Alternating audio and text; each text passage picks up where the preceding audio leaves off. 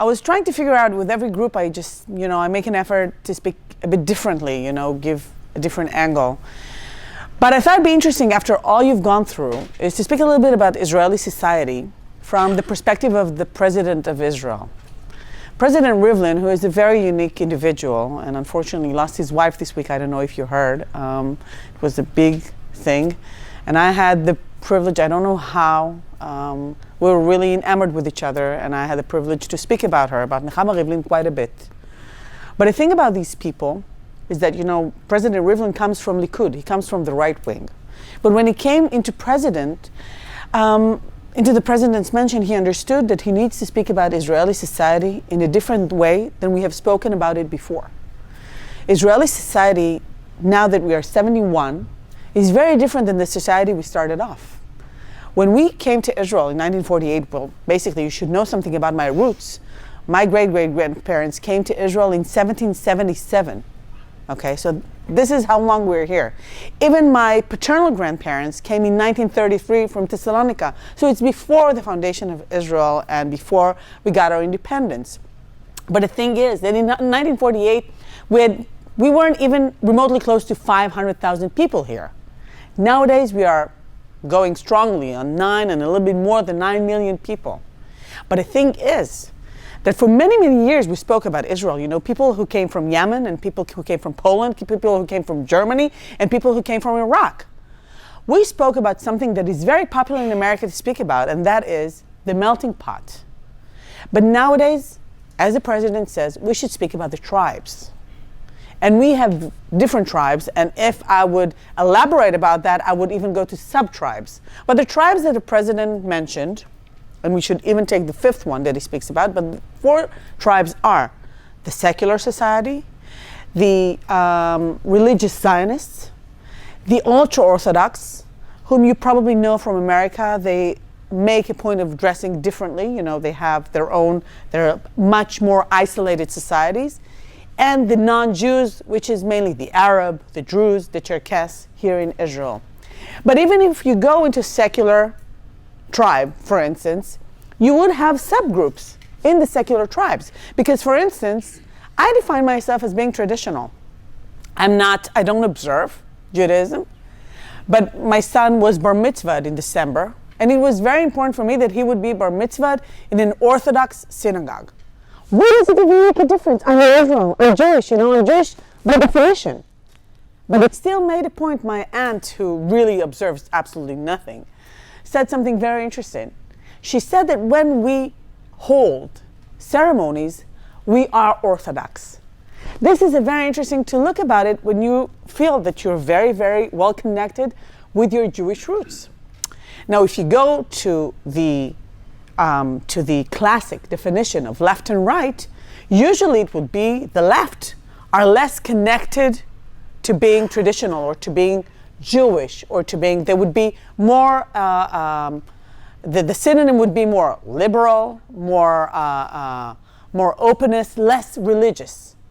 It's not necessarily so. That's the thing about Israel. That's the thing about the tribes. If you go to the right wing, they would usually define themselves also through their Jewish definition. But the thing and the trick about Israel, and this is why the tribes definition is so important, is that we are both Jewish and democratic, exactly as the Declaration of Independence said of Israel, being the Jewish state as well as a democratic state. Now the thing and the challenge that we have nowadays is to make sure that they don't clash, is that they still find the way to remain together, because there's no other state in the world that defines itself through its religion. Our nationality derives from our religion. This is not the usual thing. When you look to countries nowadays that are more associated with nationalism, and I speak now unfortunately about nationalism in the bad sense, okay? They would usually not define themselves through Christianity. There would be a total separation of state and religion. Mostly I'm speaking about Eastern Europe, where nationalism is truly raising its, I don't know if it's ugly head. I hope it won't raise its ugly head, but I'm very, very concerned about it, okay? nationalism in Israel is a very, very interesting question, also related with the question of the tribes. Because nationalism is in Israel, and that is a very, very crucial vector. I'm a national person. I'm left-wing. I'm a national person. I'm concerned about the security of Israel, and I'm a national person. I'm very, very democratic. I'm very concerned with the democratic foundations of Israel, but I'm a national person. So who are you? And when you would go to the right wing, if you have met, I don't know if you meet this time around, if you have an opportunity to meet someone from the right wing, they would definitely define themselves through the issue of nationalism. I'm not sure. Well, they would probably also say, democracy is very important, but they might define themselves through the question of nationalism. Because in Israel, again, our nationality is Jewish. There is no such thing as Israeli nationality. Yet, having said that, a lot of the Arabs might not define themselves as Zionist. This is the Zionist movement who brought the Jews over here. Thank God. But they might be patriots. They would have their own narrative, but they would want to blend in. They would want to work in high tech. You probably heard about the Israeli high tech, and you probably know that Israel is like the second country in the world to be with companies in NASDAQ, which is amazing. This is a 9 million people state. I work with countries because my grandparents came from Greece, and I was the head of the parliamentary group of Israel in Greece. Greece is 11 million people. Okay, and this is the birth of democracy comes from Greece. Okay, but no other country in the world had the ability to do what we do here. So the main question is, how do you maintain that? How do you keep it going on? So it's interesting. I don't know if you heard about the nation-state law. We have passed in the Knesset, and I'm saying we have passed in the Knesset, even though my fraction has decided to vote against it. A nation-state law. We have the Declaration of Independence. Okay, it's very, very clear. Equality is well blended in. There's no question, no differences of race, religion, or sex, or gender. Nothing. It's very, very obvious that equality is a part of it. Do we need a nation-state law? Do we need a law that says that Israel is the state of the Jewish people? This is a question that I would answer very differently if I'm being interviewed in an Israeli newspaper or any other media source. And it would be different when I'm speaking to groups coming from America or coming from Europe, or when I went over to speak in parliaments, my answer would be different. We voted against it because we thought that having a nation-state law without equality, well blended in, is a big, big, big mistake. Why was the government headed by Likud so much against equality? Their point was that we have other fundamental legislations that include equality in them. So it's not necessary to have that in the nation-state law. But there is something to be declared when it comes to equality in a place like Israel with all the tribes that we have. Sometimes it's fascinating to see, by the way, in the Knesset, to see the alliances between the ultra-Orthodox and the Arabs. They have, I would call, the alliance of the underprivileged, of the ones that are feeling sometimes left out from the employment market, sometimes by their own choice, sometimes left out because they don't serve in the army. Both groups don't serve in the army unless they volunteer. So it's very, very interesting to point it out. Going back to the nation-state law, I said that day, to the media, I said I would vote against it while crying. Because for me, it's not natural. When Israel is celebrating its 70th birthday, it's not natural for me, as a person with my ideology, to vote against the nation-state law, against the law that says that Israel is the Jewish people's state, without any question. But the reason I did vote against it came from the wrong motivation. The motivation, for instance, we would tell them, being the opposition, we would tell them, bring on the Declaration of Independence and let's make it into a law. But they're afraid of it. That's why, by the way, this is the same reason why Israel will, well, I don't want to say never, but chances are that we will not have a constitution because of the tribes. Because we are groups that are not meant to be a melting pot. We are groups that are meant to be an Israeli salad. Do you know what an Israeli salad is? You should try it, by the way. The Israeli salad would be vegetables that are all cut, not very, very small, but in small pieces, and they are separated in the salad, and then you mix it all up. But the idea is that each vegetable still has its own taste, its own history, its own language, its own culture. It's the same about the Jews who came from Ethiopia and the Jews who came from Russia. They should be allowed, and I'm talking about it in the freer concept of allowed, that we should embrace those differences.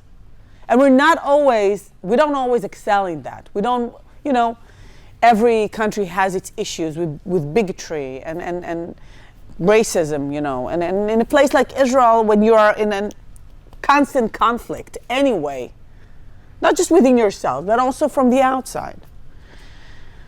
Again, going back to the nation state law, when I would go outside of Israel, when I would speak to groups like you, it's interesting. It's like, it's not a switch in my mind, but it's true. When I went to parliaments this past year and a half, I can tell you that things that were obvious once upon a time are not that obvious anymore. It was very, very obvious that Israel is the state of the Jewish people. But all of a sudden you meet parliamentarians from other countries in the world, and you see that this is not as obvious, because from their perspective, well, you have the Arabs here, so they should have national rights also. But the thing is, it's not true. They have civil rights, absolutely. They are citizens of Israel. They're allowed to every right that I'm allowed, by the way, in spite of the fact that they don't hold the same duties that I do.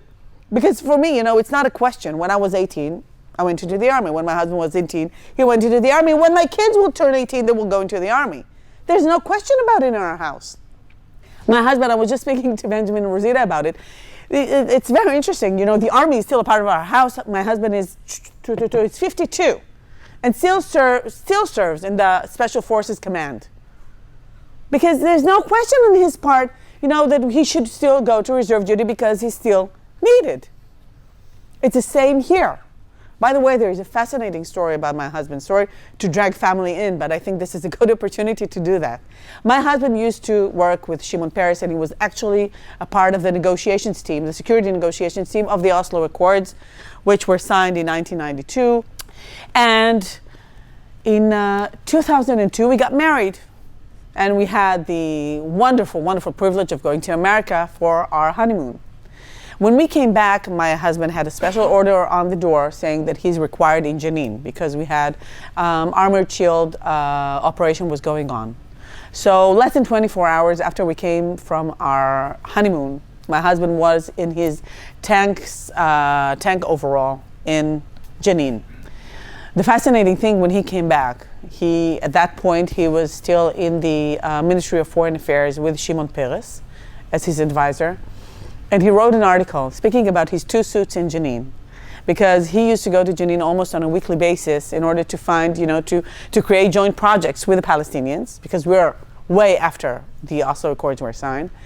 But there was no question in his heart, if he has to go to Jenin to eliminate nests of terrorists, there's no question on his part, there's no question on our part. And like in the movies, he came for 24 hours, he came after about 2.5 weeks, he came home for 2.5 hours. I went with my brother to pick him up. And it was like in the movies, he was all covered in dust. And he walked towards me, truly like a film made in Hollywood. But the thing is, being left-wing people, we don't make a mistake. We know that Israel, we know it, it's a core thing that This is not just the state of the Jewish people. And we are.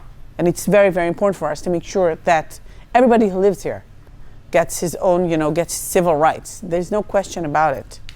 But the thing is, how do you create, with this situation, having all these threats around you, how do you create the inner unity within the tribes? This is, by the way, it's important to remember, unity doesn't mean unanimous. Unity doesn't mean that you always agree. Unity is usually, it would be from the very, very important perspective that everyone is allowed to have their own opinion. But the thing is that we are now in the territory since Six Days War. It's 52 years, and you ask yourself the question of the future, and this is something I think that left-wing people, and I would probably be called, when I call myself left here, everybody outside who's really left are laughing, because I'm not considered to be left in Israel. I do think myself of a left-wing person, but I would probably, the more accurate definition would be extreme centrist, okay? Israel is not well built for black and white. This is not a country for black and white. This is a country for a variety of colors, in between. And there are a lot of colors in between. So the thing is, how do we, 71 years to our existence, and 52 years after 6 Days War, with all these different perspectives within us, how do we create this inner unity within the tribes in order to make sure that we're here in 200 years, in 300 years, with all these exogenic threats? Because that's one of the things that I think people who don't live here don't really understand. There is no other conflict in the world which suffers from the same characteristics, okay? This is not just a conflict, I'm mainly speaking obviously about the conflict with the Palestinians, even though, and with that I give Netanyahu credit, he's trying to bypass this conflict in order to create other regional alliances, by the way, one of which I'm a very strong part of, the alliance, the Mediterranean alliance, which is Israel, Greece, Cyprus, Egypt, quite a bit. I'm actually having all these ambassadors in my house in 2 weeks, okay? So there's great potential there. So you're like trying to bypass the problem, but can we really bypass it? My perspective is that we will not be able to bypass it. Eventually, we will need to find a solution. And this is where the conflict stands nowadays. As a left-wing person, it's very hard for me to see how we can go to the two-state solution anytime soon. I think that this belief is very, very deep. I think the Palestinian Authority is very weak. We have the territories, we have Judea and Samaria, and we have Gaza, which is very, very difficult to solve between Palestinian Authority, between Fatah and Hamas. And obviously we have all the, I would say, the more serious threat, even though this is also a serious threat from my perspective. If you know anything at all about what's going in the Gaza perimeter, you know what's been going on there with Palestinians rushing over to the fence. Even though we went out, we withdrew from Gaza, okay? So the Israeli people who live there are having quite a hard time, especially for the past year. Balloons with ammo being sent on a daily basis. But the thing is that we will have to solve this issue because we would have to separate from the Palestinians. Another reason that we would have to do that is because it's our interest. It's not in their interest, it's in our interest to separate from the Palestinians eventually, because if we want to make sure that Israel remains Jewish and democratic state. And this is where it's interesting, because the conflict, even though it is very clear even to a lot of people on the left wing that it's very difficult to create a two-state solution, to get to it anytime soon, this kind of conflict, which I wanted to speak about, its special characteristics. Let me just go back a little bit. Why does it have special characteristics? Because it's both national and religious conflict. No other conflict in the world suffers from the same characteristics, not in South Africa, not in Ireland, not in other places in Africa. They have a claim, and this is a big question. Okay, if we went out of Kalkilia and Nablus and Ramallah, we went out of it. But is it enough for them? Is it enough for them to give up on the dream to go back to Jaffa, for instance, to go back to Akko? Is it enough? And this is a big question. I mean, will they be able to give up on, on that dream, because we will not get out of Jaffa. We will not get out of Akko. Okay? We will not get out of Ashkelon. So this is one big question. Will they be able to give it up? And the other question is the fundamentalism in Islam. I was very privileged to be, this would amaze you probably, but well, it amazes people in politics in Israel. I was the first member of parliament in the fraction, in the labor faction, okay, to have a political advisor who's Arab. He's a Bedouin from up north, a very talented young man. I was very, very proud to have him as an advisor. But it amazed me that I was the first one to ever have an Arab political advisor. Now, these are the people who I mentioned earlier. They can be patriots in the sense they're not Zionists. Well, I never asked them the question, are you Zionist, okay? I should say that a lot of the non-Jews in Israel serve in the army and serve in the police. A lot of them are Christians. Some of them are Muslims. All the Druze, which is about 120,000 people, they all serve in the army. Not the women, which I will get to soon, but the men all serve in the army, and unfortunately really paid a very high price.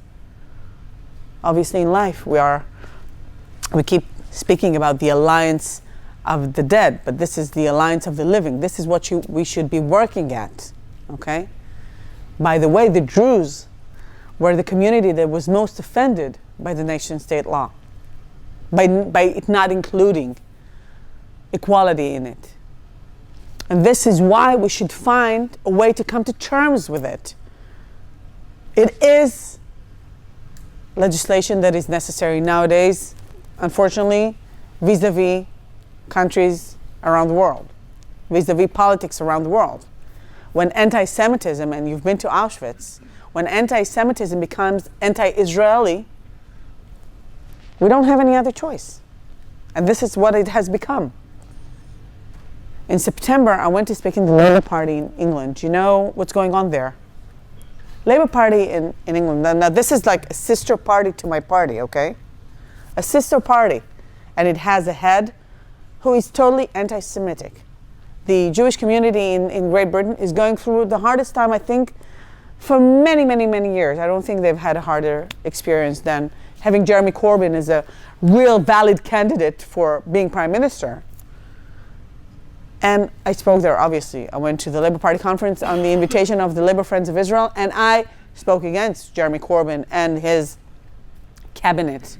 You know, they have a shadow cabinet. Now, this is a serious thing in England. So I spoke against them because it was very, very clear to me that their anti-Semitism is anti-Israeli. Now, I don't know which derives from what. Anti-Israeli becomes anti-Semitism or the other way around. I have no idea.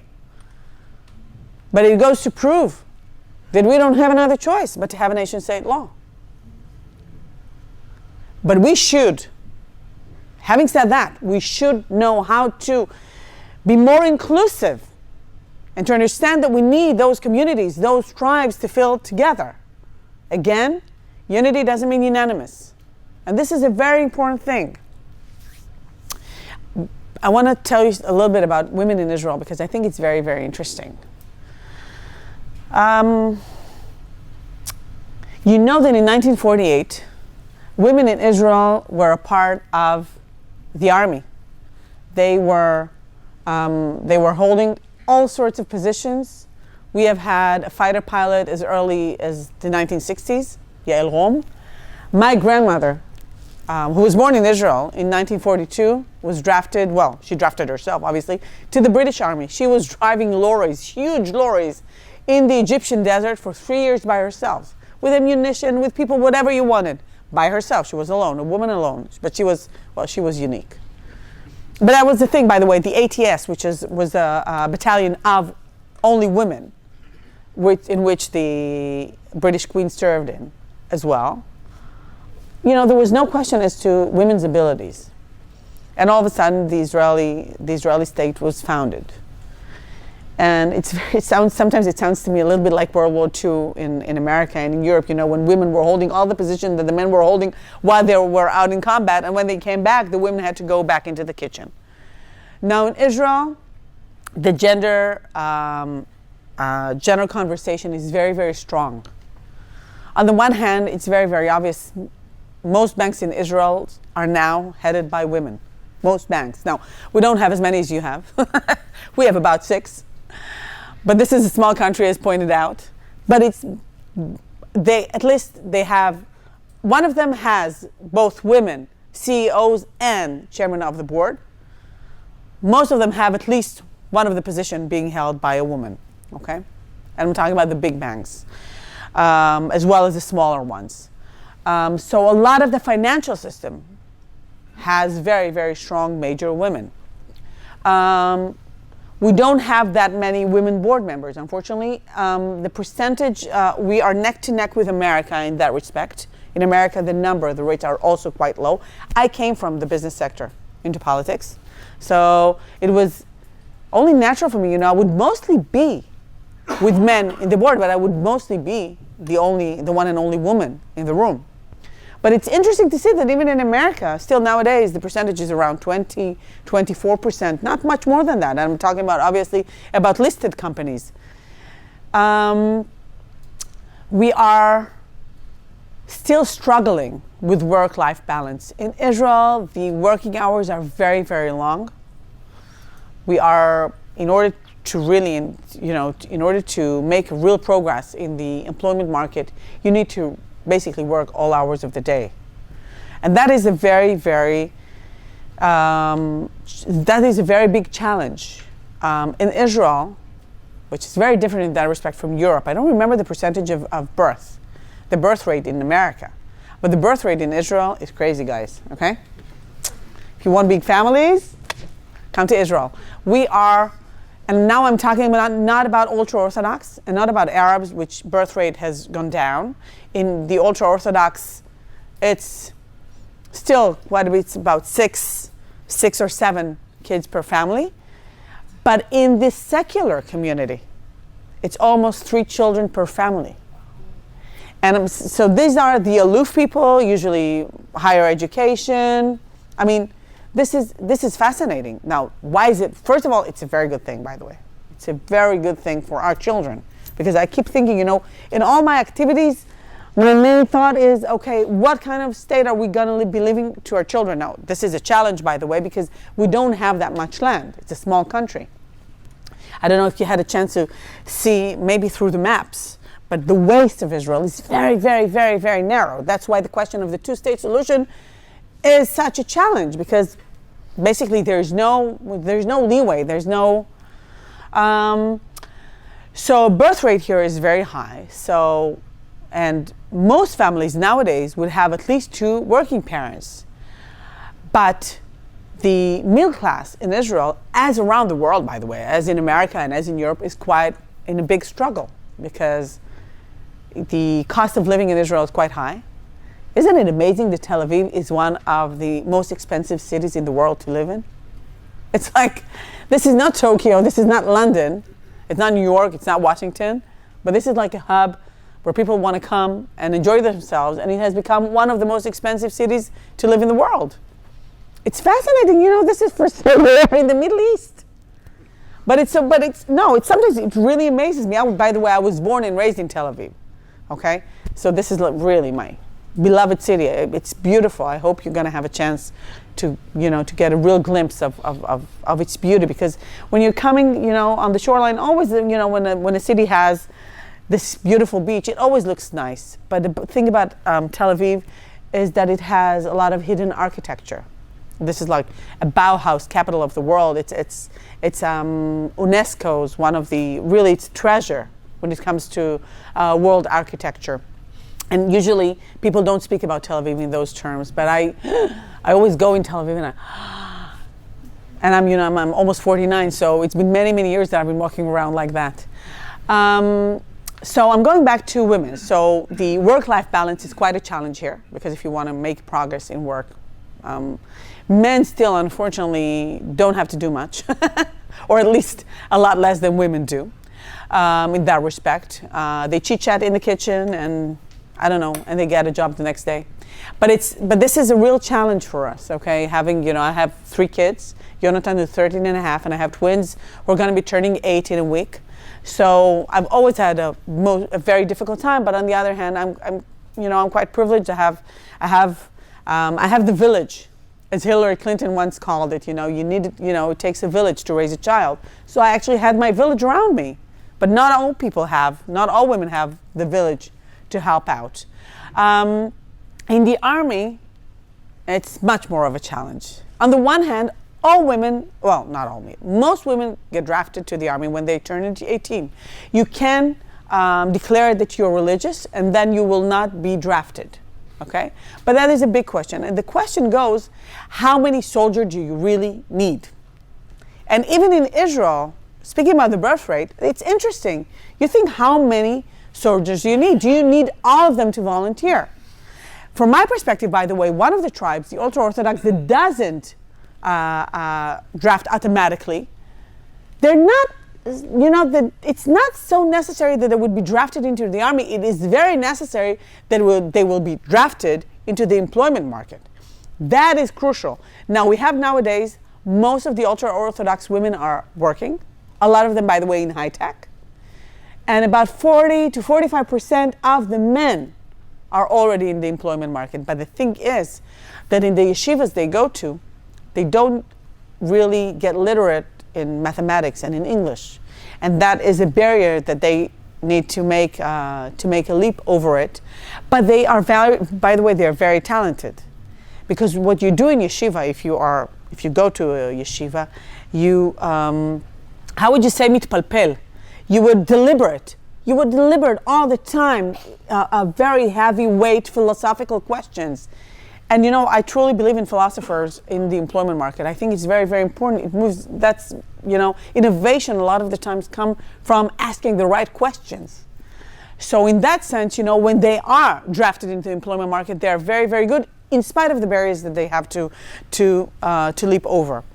But the women, since the beginning of the 1990s, we have had to struggle in order to be drafted into the more important positions, and mainly to become fighter pilots in the Navy, not Navy SEALs, but positions on the ships, even in Armored Corps. It's been a struggle. And the thing is that a lot of the women do want to be drafted into meaningful positions. And nowadays we have quite a few fighter pilots. We already have women commanding in the Air Force. There's still a very difficult question. Unfortunately, there was a pilot in the Armored Corps, and to my grief, unfortunately, they decided that the pilot wasn't successful, because now it goes back to the tribes. Because in Israel, all tribes are drafted eventually. And things like chastity and equality clash. For instance, is it okay when a woman, obviously is running around the base because she has to, because that's part of her training, is the question of how she's dressed relevant? All of a sudden, these issues are becoming relevant again because all of the tribes are drafted into the army. So the Israeli army deals with questions no other army in the world has to deal with. Well, it's not so true, because I think transgenders and gays are questions that all of the armies around the world have had to tackle about a decade ago, maybe a decade and a half ago. But we have extra load questions. And one of the things that I would do when I was a member of the Foreign Relations and Security Committee is on a regular basis to make sure that we convene and discuss these issues, because it's amazing that the Israeli Ramatkal, the Israeli Chief of Staff, has to deal with questions like that. So it's fascinating. So does it move gender issues forward, or does it take it back? And the interesting thing is, and that is really the biggest clash, is that the Zionist religions, who are one of the tribes that I mentioned, are becoming more religious than they used to. And on the other hand, they are very, very good people, and they take very meaningful positions within the army. So their weight, their clout, is much more meaningful than it used to be. So we have had to deal with events that are far from being classic, like a young woman, a young soldier, who is a parachuter's guide, having soldiers turn their back on her. And she spoke to them, and they would have their back turned. Did you hear anything that I said? Well, this is an event that we went through. Now, the thing about these events, that they are taken care of by the army in a very, very harsh way. But how do you deal? That's a very, very meaningful question of command. How do you maintain command to make sure that these specific events that happen because of one specific soldier don't occur? So the army deals with questions of education in regards to gender. And this is in a country where you would probably see, all the women and all the men, sunbathe. This is a very, very free, liberal, especially in Tel Aviv, a very free, liberal country. In Jerusalem, you can see the tribes in a more obvious way. In Tel Aviv, it's not that obvious, even though, by the way, that I live next to a street called Shenkin, which is like a hip, it's like, I don't know, what do you define, the mid-district, I don't know, in New York, or a place, where it's hip, where all where the scene is going on. And we have a yeshiva next door. We have a yeshiva next door, and we've been living with each other for many, many years. No clashes. The yeshiva is like a higher, no, you should ask me, it's okay. It's a school for the ultra-Orthodox. I say yeshiva naturally, but it's not a natural thing for people to know. It's not an obvious thing. It's not, you would be asked on trivia now, you're gonna win the jackpot, but it's a school, a higher school for ultra-Orthodox. That's where they would go usually to be educated. No calculus, no English, okay, in those schools. But it's fascinating. But we lived together. Never had any clashes. Maybe 30 years ago, maybe. But really not together. We celebrate the holidays, and and this happens in the heart of Tel Aviv. So it is doable. It's just a question of how much you want it to happen. For me, and I should be wrapping up because I want to give you time for questions. For me, it's very obvious that we should be able to do it. That we should be able to go through all these challenges and, become, really use the third opportunity that the Jewish people have to be independent. Because in history, we already unfortunately had twice that we lived here and eventually we were expelled. But in both cases, it was due to inner reasons within the Jewish people. It was also the outside threats, but mostly it's because we had a hard time keeping our unity. That's why it's one of the things that I worked very hard at when I was in Knesset, and I have every intention of continuing to work on it when in civil life, because it's crucial for my children's future, for the future of the children of Israel. And thank you for your attention, and you're so quiet and not an obvious thing in a place like Israel, okay? Now, questions. Please, if you don't mind. Cadet Martin from the Virginia Military Institute. Pleasure. I'm curious, why, in your view, in your perspective, why was the Prime Minister not able to create a coalition this time? I didn't speak much about politics. Oh, sure. Why, in my opinion, wasn't Benjamin Netanyahu being able to form a coalition? Okay, so basically I gave you the answer without speaking about it. It's the tribes. Eventually, it's the tribes. Netanyahu is in the most difficult position he's ever been in personally, in the sense that he's might be indicted in with very serious allegations. In that respect, it's very similar to what's going on in America. American politics is also a bit crazy this past year. So is Israel. And it's hotter here, so we have a better excuse. Eventually, Avigdor Lieberman, who's heading a party that is mostly made up of Israelis who came from the old Soviet Union, was determined not to let him form a coalition. Why did he do that? That's a very interesting question. From my perspective, I think he came to the conclusion that he was the only one who really pushed Netanyahu to being prime minister in 1996. He's the only one who can pull him down. Netanyahu is a very, very talented leader. He should not be the prime minister of Israel anymore. And the answer for that it derives from various reasons. One of which, it's not just the corruption that being associated with him, because from my perspective, it's not only indictments that make behavior not okay. Just being corrupted is it's a public thing. It's how do you behave publicly.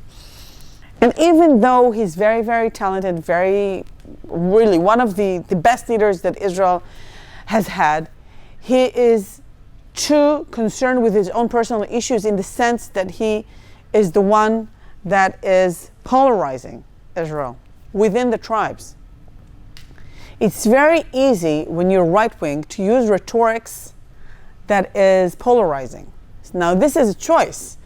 I'm, coming from the left, I thought about every word that I wrote in social media, every word that I ever taken out of my mouth when I was giving speeches in the Knesset, because I thought it was crucial to our unity. He's not concerned about it anymore. And I think it's very difficult to be the leader of a place like Israel if you're not concerned about unity anymore. But the clash of the tribes, and with that I will wrap up and go to the next questions. I hope it answers your question. The clash between the Israelis who came from the Soviet Union with the ultra-Orthodox is a very big clash, because he demands that they would serve in the army, and they're saying, we will serve in the army, but in the numbers that we would agree to, okay? So this is, as politics goes, you use your eye and you wink, wink, wink. He decided he doesn't want this wink anymore. And Netanyahu has demanded two other things. He demanded that he would be immune from being indicted in the negotiations. That makes you in a very weak spot. And you can be extorted. Now, the parliamentary system of Israel, where you have about 10 fractions, it's very easy to extort. Bad politics. This is bad politics. Yes, please. Cadet Haley Middleton from the United States Military Academy. How does Israel balance the LGBT community and the more religious sectors of the population? That's what I was talking about, about the subgroups. First of all, sorry. How do we balance in Israel the LGBT community with the ultra-Orthodox? This is like, pow! We just had a gay parade in Jerusalem on Thursday. And unfortunately, 5 years ago, we had a tragedy there. A young girl, 16, who joined a friend, Shira Banki, joined her friend going there, was assassinated by a crazy criminal who decided that she deserves to die because she was joining, I don't know if she was LGBT herself or not, but she was in the parade. This was like, I get the goosebumps when I think about it. A young girl, 16. It's very difficult to balance. The thing is that the LGBT community in Israel is very, very strong politically. Now they have, I think, about 5 members of Knesset, which is an amazing number. One of an LGBT member of community, a friend of mine, Amir Ohana, was appointed Minister of Justice on Thursday. Now this goes back to the question of Netanyahu's ability to maintain a coalition, because he had to wink to the ultra-Orthodox, who are also supposed to be in his next coalition if he forms it, telling them, this is just an interim thing. I need to have someone in the ministry. So this is, after the elections, he won't be there. So it's fascinating. They don't speak to him, by the way. The Orthodox in the Knesset don't speak to Amir Ohana, who is currently the Minister of Justice. They ignore him. They weren't in the session when he joined the Knesset. He joined the Knesset a bit later than we did. And it's still considered to be one of the best places for LGBT communities to come from around the world. The Eurovision proved it, the parades prove it. It's going to be crazy here in Tel Aviv in 2 weeks. I think it is. Is it in 2 weeks, the gay parade? It's going to be crazy here. Crazy, crazy, crazy, crazy. Do you know when it is? Yeah, in 2 weeks. Shavua haba. No, next week. Okay? So it's gonna be nuts here. In the good sense, by the way. It's gonna be crazy here. But for instance, we have a big question of men's surrogacy. Men using surrogacy services to have children. So I have a friend in the Knesset, Itzik Shmuli, who became a father with surrogate mother from America. But there is a big, it's a big question, again, because there's no separation of religion and state. Again, not having a constitution. Again, the tribe issue, okay? So this is, I don't know, we balance it somehow, but it's very, very difficult. Very difficult. Yes, please. Any other questions? Okay, I'll go from the back to the front. Yes, please. Ma'am, Cadet Baker, United States Military Academy. What's your opinion on the ultra-Orthodox not serving in the military right now? From my perspective, it's not crucial. It's not crucial that they serve in the army. It's crucial that the ones who want, for a lot of them, the army is like an outlet, an easy outlet, not an easy outlet, but a gradual outlet from their communities. That's what scares the leaders of that community, that they should become less religious and ultimately become secular. It happens to a lot of them. I have 2 cousins who have become ultra-Orthodox. They are in one of the specific communities of the ultra-Orthodox, and one of the sons is become secular, and it's a dramatic issue for those families. So from my perspective, the most important thing and the most crucial thing for Israel is that they join the employment market. I've always stood by that position. Worked very, very strongly in order to make sure that they join the market. Much more crucial than joining the army, especially nowadays that we are asking ourselves the questions. For instance, the duty service in Israel, the mandatory service in Israel was shortened. Okay, so you should ask yourself the very difficult question, because for many, many years the army is not just an army. It's a place where all the fractions of Israeli society come together. And it's very, very important also. But is it that crucial? What's more important for Israel eventually? So from my perspective, it's much more important that they join the employment market. Even though then I have a question as to certain communities really holding strongly the duties of the Israeli society, such as joining the army. So let's give them more rights, okay? So let's give those who serve more rights.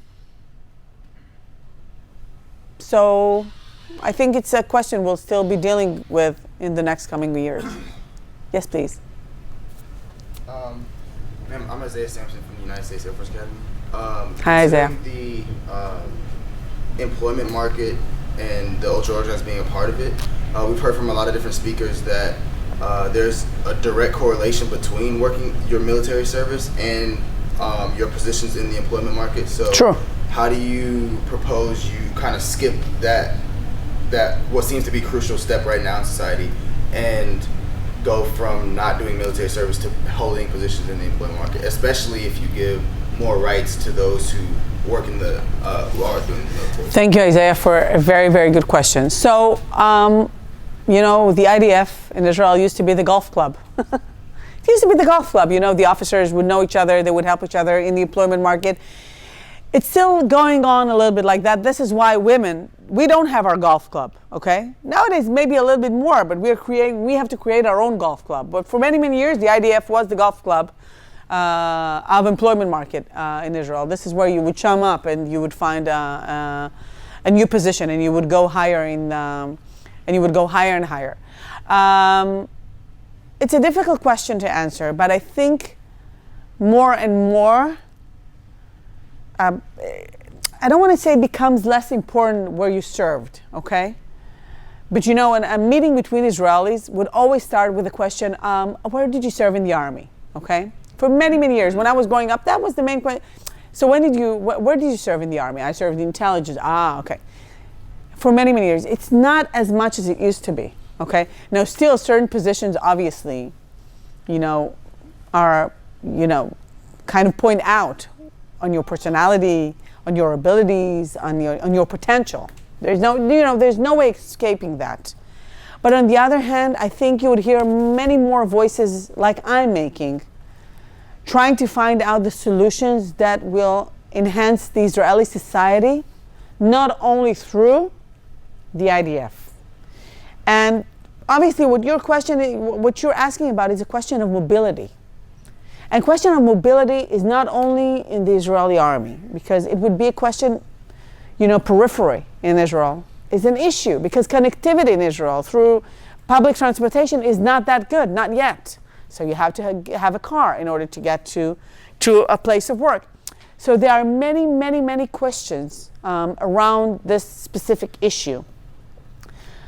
But I think there are ways to create motivation especially within the employment market, by having employers enjoy certain rights if they have employees from the ultra-Orthodox sector. By the way, this is something, these are things that are being done, or from the Arab community.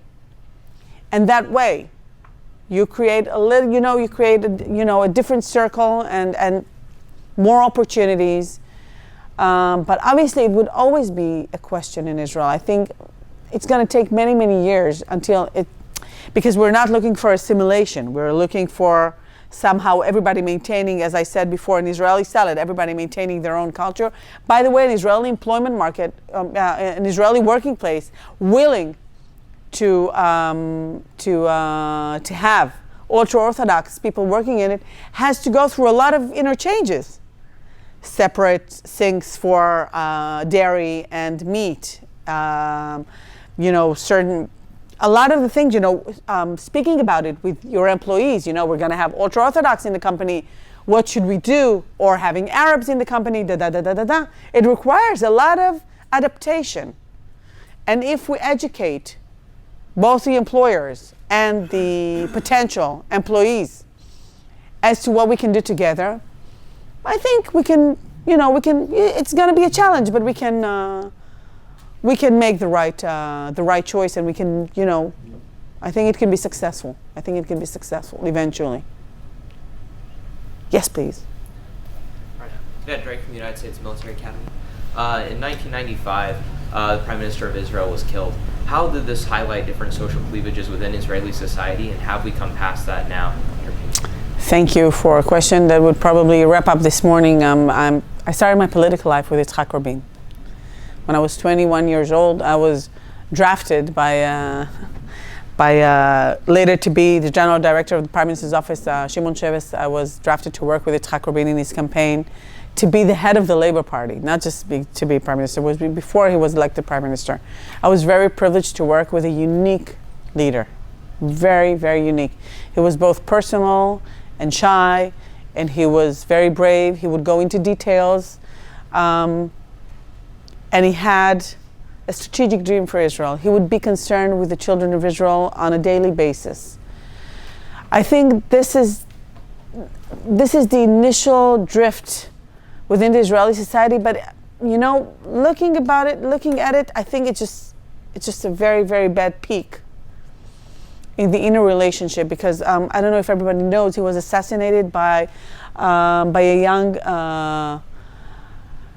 young man from the Zionist religion community in Israel. A very bad young man who's still in prison and hopefully will die there. By the way, there is a special legislation in Israel stating that he cannot be released. This is the only personal legislation in Israel. Okay, in Israel, obviously, like in any other place, any democratic country in the world, we do not condone personal legislation. But in this specific case, there is specific legislation, personal legislation. I think it's some of the origins are there. The incitement against the left wing was very, very strong in those days because of the terrorist attacks that were taking place in the cities of Israel. Our dream of having a two-state solution obviously I don't know if it was shattered there, but obviously it was part of it. But it kind of made people think that everything that is left, everything that is associated with the left is bad. And obviously that's not true, because, by the way, Yitzhak Rabin was sure that he has to separate, well, for our own sake, that we should separate from the Palestinians. After the war in 1991, when we had missiles being shot over us from Iraq, he understood that we can't handle that many fronts. You know, you probably learn in your academies, you need to choose your battles, right? You need to know where you stand. So eventually he understood that the most serious battle will be the long haul missiles, which is one of the things that we have to fight on a daily basis because of Iran, in Syria, and in Lebanon. They have factories manufacturing missiles that are aimed to alienate, to annihilate Israel. Okay? So, on the one hand, it's very clear that, but this is what he had in mind when going to the Oslo Accords. He wasn't very happy about them, but he thought it would be an interim stage in order to get to maybe, potentially, to a settlement. I think the one thing that we should be working on is the sentiment that everything that is associated with the right is bad, and everything associated with the left is bad. It's much more clear coming from the right towards the left in Israel, much less from the left towards the right, but still, Israel is not built for the extremes. This is the one thing that the assassination made it very clear, but not only the assassination. Israel is not built for extreme, not for extreme right, and not for extreme left. It's very, very clear. We should make huge effort to remain in the consensual discussion. It's very difficult to create a consensus, but this is the thing that we should work the hardest for.